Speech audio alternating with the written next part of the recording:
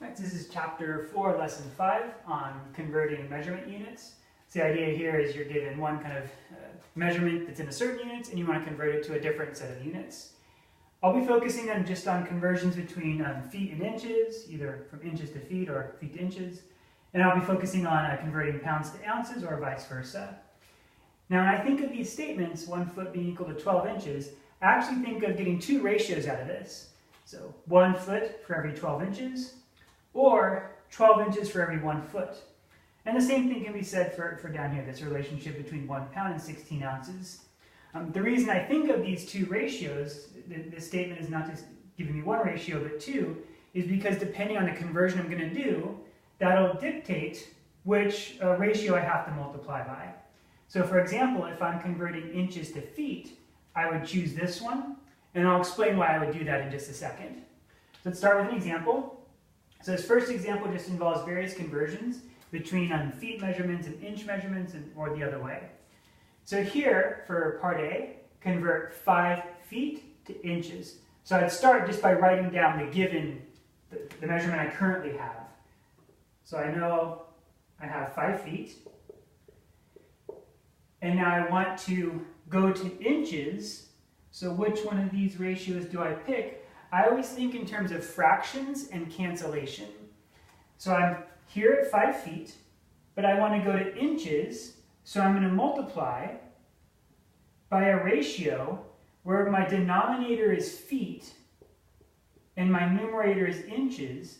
The reason being that if I'm thinking in terms of fraction multiplication, the feet are going to cancel out, leaving me with just the inches. So it's really important, I think, the order that I did that. I had 5 feet. I read the problem, 5 feet to inches, so that's where I want to end up. I started my fraction line bar, and I thought, okay, I want to move away from feet and go to inches, so I want the feet measurements to cancel out.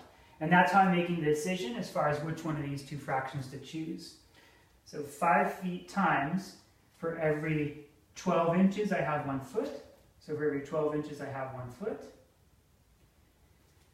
I'm multiplying a whole number by a fraction. So we take that whole number and add a denominator of 1, because that does not change the value of this expression. And now I can go ahead and multiply. The feet units cancel out. 5 times 12 is 60. 1 times 1 is 1. The inches unit survives. That was not canceled out.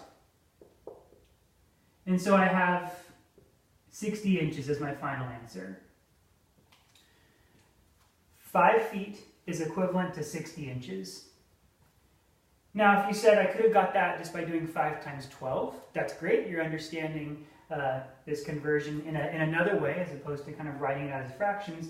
But later, like in letter C, it might be a little bit harder to do that conversion as fast as in this case in letter A. So let's try letter B. So now I want to do 72 inches.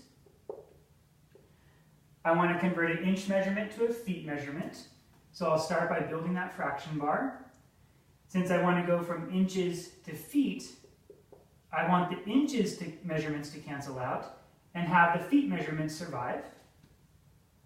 Now I know there's 12 inches in every 1 foot. And I think I'm set to go. We add our denominator here of 1. It makes sense here to try and look for any cancellation that occur, because now we're just multiplying fractions, so we use tools for multiplying fractions. I could do 72 times 1, 1 times 12, and write that fraction down, but then I'll have to write it in simplest form a bit later. Here, before multiplying, it makes sense to cancel. It doesn't save too much time in the end because you are just multiplying by 1, but nevertheless, we should use our tools for multiplying fractions here as well. So I can do some cancellation. 12 goes into 72 6 times. And then I have 6 times 1. The inches measurements are canceling out. So I have 6 times 1 feet, 1 times 1, or just 6 feet. So 72 inches to feet is 72 inches in feet will be 6 feet. Again, you may have saw a quicker way to do this just by taking 72 and dividing by 12. That would give you 6 feet as well.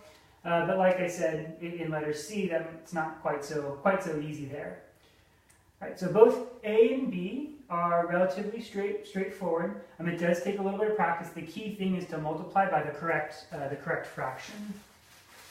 So let's move on to letter C. So now I want to go from feet to inches. And this one's a bit harder because we're not working with a nice, like here in letter A we had 5 feet.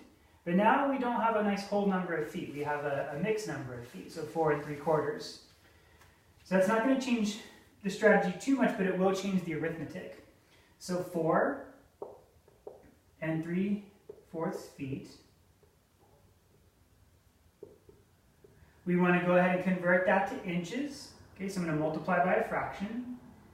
I want to get rid of the feet measurement, so I want those feet measurements to cancel out. I want to end up in an inch measurement, and there's 12 inches for every 1 foot. Now I need to multiply these two fractions, but this is a mixed number, so I need to convert it to an improper fraction. 4 times 4 is 16. Add that 3 to get 19. And I'm multiplying that by 12 over 1. The feet measurements cancel out, and so I know my ending measurements will be in inches. So other than the arithmetic, I am on the path to the right answer. Now we're multiplying two fractions, 19 over 4 times 12 over 1. So we could just do 19 times 12 divided by 4 times 1, but there's a little bit of cancellation that I can do there, and I want to do the cancellation now to make my life easier. 4 and 12 have a common factor of 4. 4 goes into 4 once, and 4 goes into 12 3 times. 19 times 3 is 57, a computation we may have to do off to the side. 1 times 1 is 1. The measurements here, so the feet cancel out, that's good. The units here are inches. So we have 57 inches. The conclusion is that 4 3/4 feet is 57 inches. Okay, so let's take a look at one more example that I'd like to do. And this one involves pounds and ounces.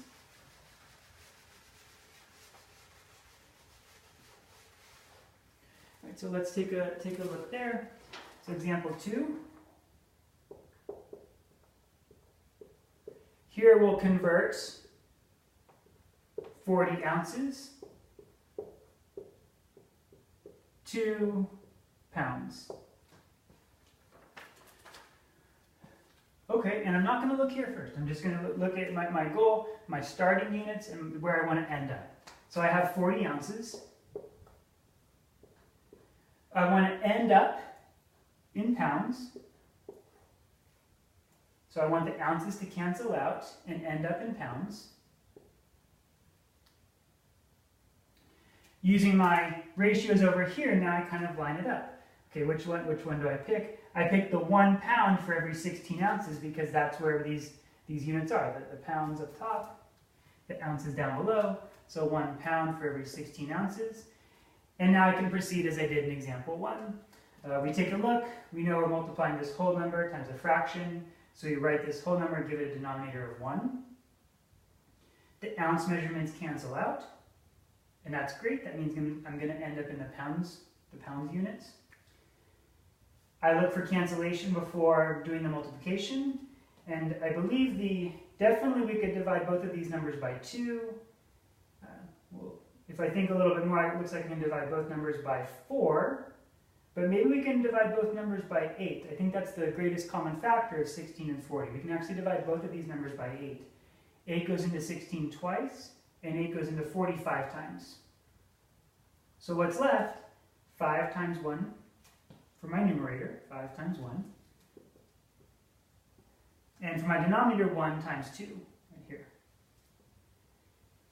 The ounces cancel out because I deliberately chose this ratio to be this one. That way I can go from ounces to pounds. And so I'm in the pounds measure, or my units are pounds. And then since I think this answer is fine, but it's also nice to sometimes write it as a mixed number because it's maybe a little more natural if you're communicating to someone. If you say 5½ pounds versus 2½ pounds, they might like the 2½ pounds. They might interpret that a bit easier. So 2 goes into 5 2 times with the remainder of 1. So 5/2 is the same as 2½ pounds. The conclusion is that 40 ounces is the same as 2½ pounds.